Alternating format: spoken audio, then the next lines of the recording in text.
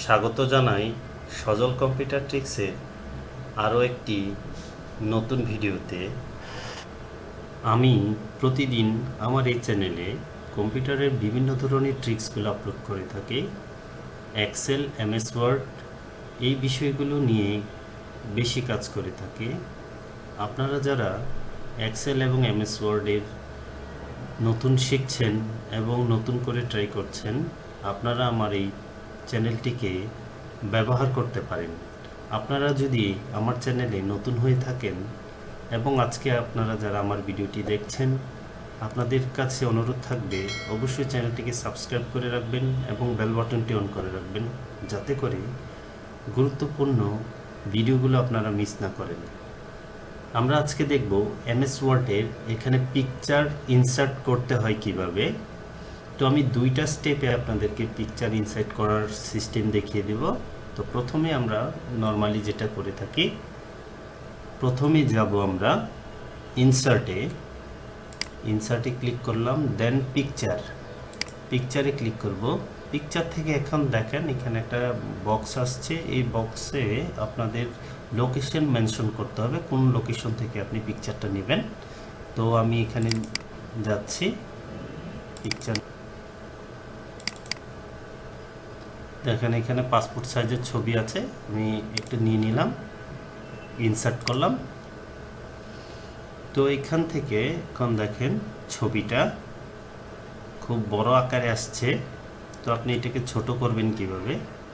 তো প্রথমে এখান থেকে আবার যাবেন, দেখেন এখান থেকে ক্লিক করবেন, দেখেন এখান থেকে in font of the text এটা লেখা আছে, এখানে ক্লিক করবেন। তো এই ছবিটাকে আপনি ইচ্ছে মতো মুভ করাতে পারবেন। এখন এটা আপনার মন মতো করে ছোট করে নেবেন, যতটুক লাগে এভাবে করে ছোট করে নেবেন। ছোট হয়ে গেল।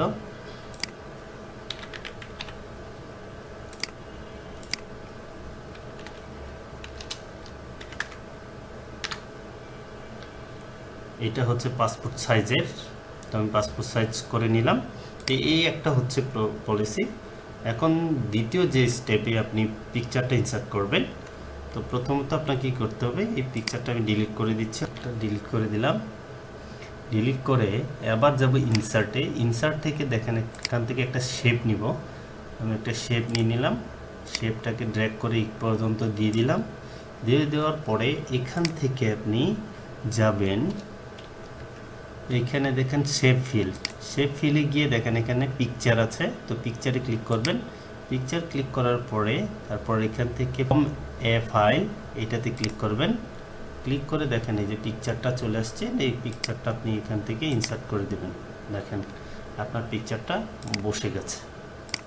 তো এটা বসানোর পর আপনি আবার এখানে যাবেন, এখান থেকে আবার in front of text click করবেন। ছবিটাকে ইচ্ছে মতো মুভ করাতে পারবেন, দেখেন আপনি যেখানে মন চায় সেখানে রাখতে পারবেন। তো আশা করি ভিডিওটি আপনাদের ভালো লেগেছে। যদি ভিডিওটি আপনাদের ভালো লাগে থাকে অবশ্যই একটি লাইক করবেন, কমেন্টস করবেন এবং ভিডিওটিকে বেশি বেশি শেয়ার করে দেবেন, যাতে করে অন্যরাও আপনার মাধ্যমে উপকৃত হতে পারে। ভালো থাকবেন, সুস্থ থাকবেন। আগামী কোনো ভিডিওতে দেখা হবে। ধন্যবাদ সবাইকে।